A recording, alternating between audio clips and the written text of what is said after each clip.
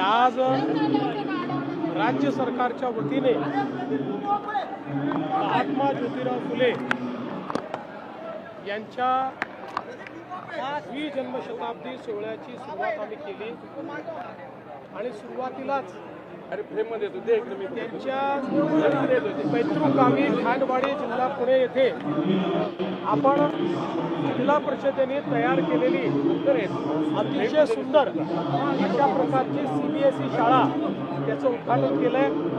जिल्हा परिषद आणि CSR पार्टनर्सनी मिळून अत्यंत आधुनिक शाळा तयार केलेली आहे।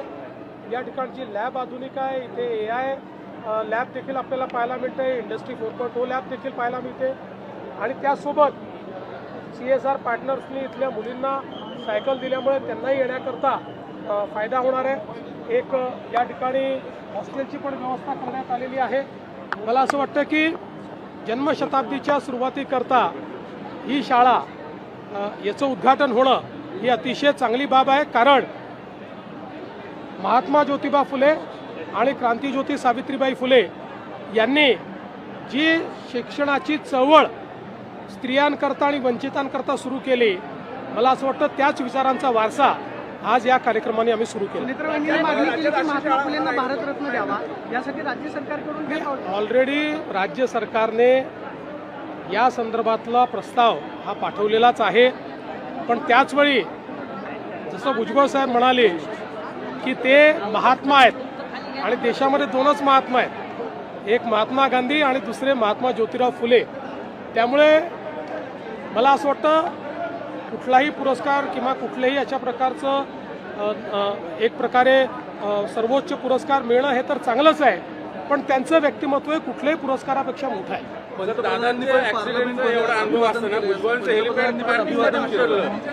माननीय पंतप्रधान नरेंद्र मोदीजी यांनी या द्विजन्मशताब्दी निमित्त वर्षभर कार्यक्रम करण्याचा निर्णय केलेला आहे।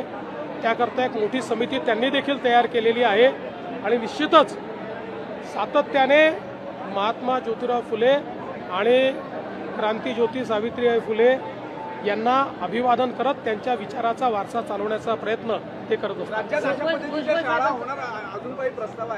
बोललो मी सांगितलं भुजबळ साहेबांचा अचानक पायलटची चूक मी निश्चितपणे हे चेक करेन, मला आता त्याची कल्पना नाही त्यामुळे बोलू शकणार नाही, पण निश्चित तात्काळ या संदर्भातली चौकशी मी करेन। SIT एक पत्र आलेलं आहे, सुनेत्रा पवार यांच्या जीवाला धोका आहे अशा आशयाचं ते पत्र आहे। त्या संदर्भात आपण बघा, आम्ही उपमुख्यमंत्री सुनेत्राताई पवार यांची पूर्ण काळजी महाराष्ट्राचं पोलीस खातं घेईल। महाराष्ट्रामध्ये आपल्या पोलीस खात्याने यापूर्वीही चांगली कामगिरी केलेली आहे, त्यामुळे जरूर अशा प्रकारचं पत्र असेल काय जे काही येत असतील त्याची चौकशी पण केली जाईल, पण योग्य सुरक्षा तर आहेच। मला असं वाटतं की मेजर पक्षांनी तर त्या ठिकाणी सहकार्य केलंच आहे, पण आता ज्यांनी केलं नाही ते केवळ या ठिकाणी आपलं नाव छापून आलं पाहिजे, थोडी प्रसिद्धी मिळाली पाहिजे याकरता ही मंडळी उभी आहे। ठीक आहे सर, मनीषा म्हैसकरांचा प्रश्न